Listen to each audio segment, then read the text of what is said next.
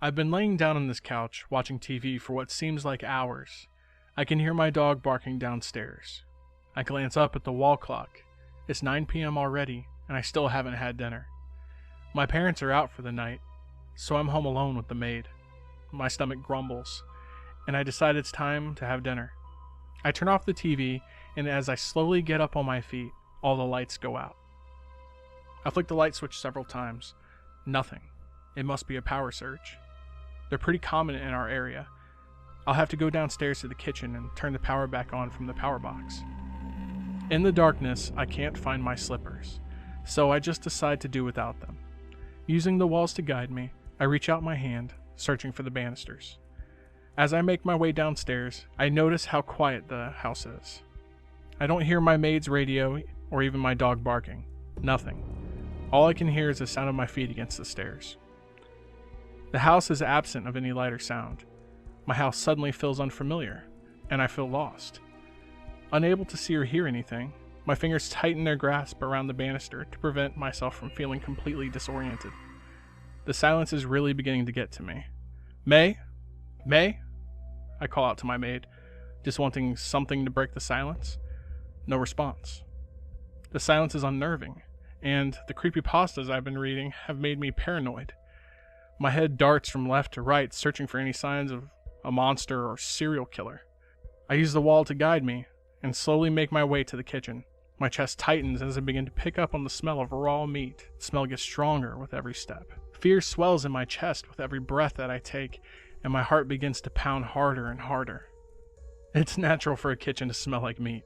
I try to reason out to myself, letting out a nervous chuckle.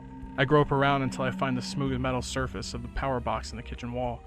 I open the hatch and place my fingers on the master switch. I hesitate.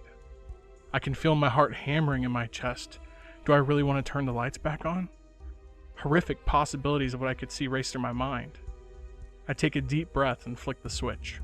The lights blaze on, and I'm blinded for half a second. My eyes quickly adjust to the brightness, and I stop in horror at the sight that beholds me. My heart feels like a leaden weight in my chest. My dog's corpse lay in a corner of the kitchen. His body is a mangled mess and looks as though it has been savaged by a pack of wolves. He lays in a pool of his own blood, eyes wide open and his mouth agape. His innards are emptied into the puddle of blood, littered with his shiny black fur. The smell is sickening. A set of bloody footprints, if you could call them that, led straight from his body to the maid's room. The footprints were vaguely human, but were large, far too large to belong to one. Their shapes were contorted, twisted almost beyond recognition. The door to May's room is closed.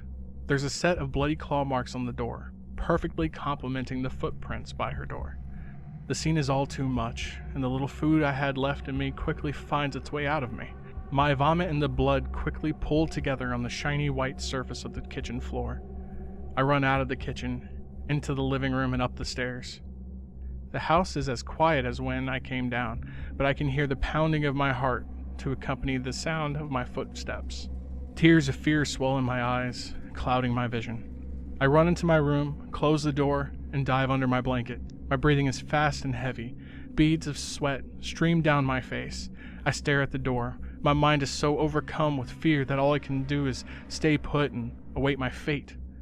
I'm expecting the door to be brought down any moment. Seconds pass. Nothing. Minutes pass. Nothing. After a while, it begins to seem odd that nothing has happened, but I decide it would be best just to stay put. It's not long before I start to feel sleepy. My eyelids start to droop. With every passing minute, I get sleepier and sleepier. I try to fight back, knowing that staying awake is a matter of life or death, but my efforts are in vain. I doze off.